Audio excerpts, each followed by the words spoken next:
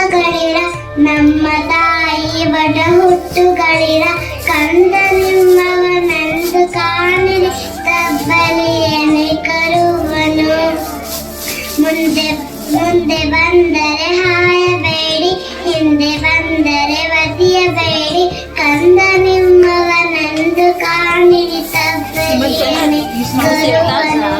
ಮುಂದೆ ಬಂದರೆ ಹಾಯಬೇಡಿ ಹಿಂದೆ ಬಂದರೆ ಒದಿಯಬೇಡಿ ಕಂದ ನಿಮ್ಮವನೆಂದು ಕಾಣಿರಿ ತಬ್ಬಲಿಯನೆ ಕರುವನು